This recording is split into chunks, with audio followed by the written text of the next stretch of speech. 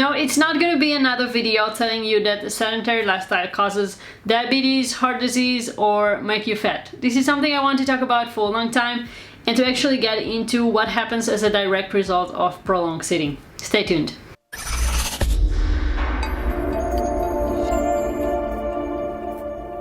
Whether we like it or not, sitting is a part of our life and is absolutely unavoidable for most of us. It is part of our daily routine. We often don't give it enough attention or don't realize how sitting for long periods of time affects our health and the quality of our life.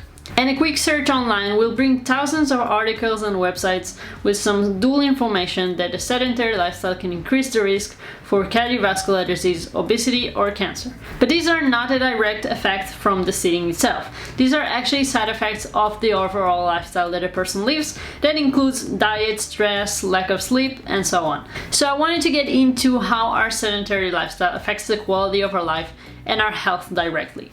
And the first part of this video, we're going to talk about the immune system, and more specifically, the lymphatic system.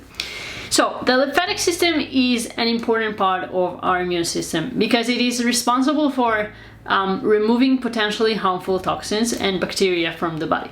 It is like your body's internal filtration system, and its job is to filter your blood and get rid of acidic and toxic waste.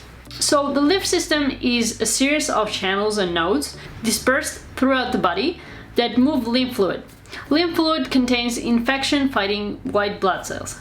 Without it, our organs, tissues, and cells would become overloaded with toxins.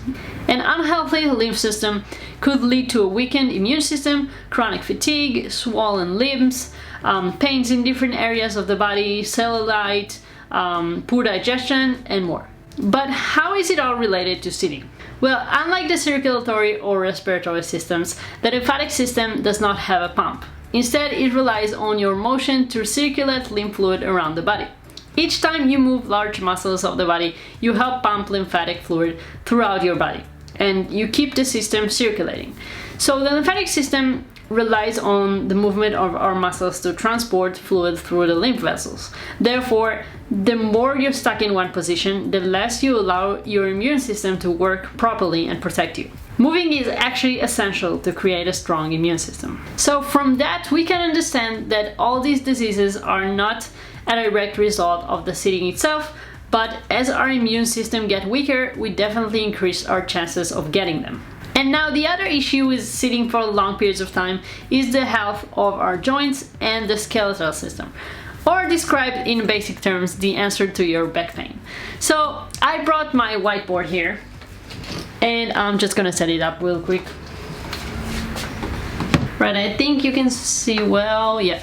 Okay, so I'm going to start from the bottom of the spine up. So when we sit down, there is a specific group of muscles that is working hard to keep our upper body in place, to keep the torso stable. And this group is our hip flexors. While editing this video, I'll put an image on the screen of some of them, but specifically I wanted to talk about this, the most important one, and this is the psoas, which connects our spine and our legs, and it is connected from the lower vertebra to the femur, the thigh bone. So as you can see, the psoas connects the upper body and the lower body. Without it, we wouldn't be able to stand upright or lift our legs to walk. This muscle is an important supporter of the spine, and it is working very hard in order to keep us stable when we are in a seated position. Staying in a seated position for a long period of time results in tightness of your hip flexors. Over time, the muscles become shortened and eventually limit our range of motion. Now, what does tightness in the psoas mean? So, if we look at the muscle from a side view, I'll use a red. If we look at the muscle from a side view, it's easy to see that when the muscle is tight and short, it's pulling the lower vertebra forward, and so the discs become compressed. There's also an anterior pelvic tilt. So I mentioned that this is the psoas, just inside, and this is the natural curve of the spine. Then with a tight psoas, the spine is pulled forward, and then in this position it causes a lot of trouble and pain. For most people, this is the cause to your lower back pain. Okay, moving up the spine. I haven't seen one single person who, after a few minutes of sitting, doesn't need to shift or change position. While examining how people around me sit, yes, I actually started looking at how people sit and how their body moves in the chair over time. The picture is this. Most of the time when people sit down, they start with sitting straight, upward torso. Then after a while, they get tired and need to change position. And that's when they start to shift to different positions while on the chair. Maybe it's slouching forward, shifting to one side, using their arms to support the weight, or create some other weird positions to help relieve the discomfort. We create weird shapes with our spine, and since we're consistently found in these same positions every single day, over time this prolonged sitting causes the disc in your back to become unevenly compressed and our muscles to become short or tight. We have to keep in mind that the muscles in our body are not by themselves, but are actually part of a chain. And if there's an issue with one part, it's probably going to affect the other parts that are connected to it. But we can get into that in another video. Now, don't get me wrong, bringing our spine into different positions is good.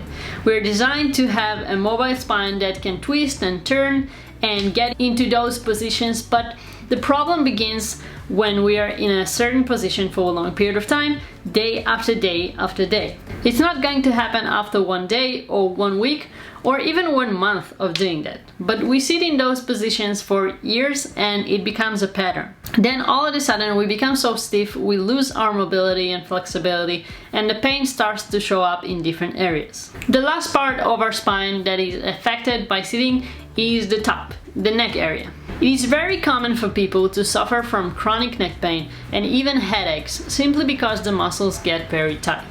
The worst ones are the positions where we slouch forward or when we lean on our neck while sitting backward. In the last few years, I ran into some of those devices online, those that you put on your back to remind you to sit straight. But the issue with that is that they're not solving the problem. Sitting up straight is not the solution. Our body requires movement. We want to change our posture as frequently as possible. Think about it. Why is that we see people and even children slumping forward these days?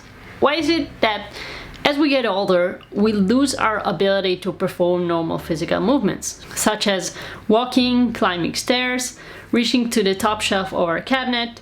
Daily simple tasks become much more difficult to perform over time. Our body needs movement to stay healthy. And when I say movement, I'm not talking about exercise. Exercising is a different topic. Movement is actually essential for our normal daily function. While I'm kind of forced to be in a seated position all day, whether I'm studying or working, I collected and developed different positions that allow me to be able to do the task and not necessarily to be glued to a chair. And the next video is all about that. If you enjoyed this video, please give it a thumbs up so we can reach and help more people. I'll see you next week. Take care.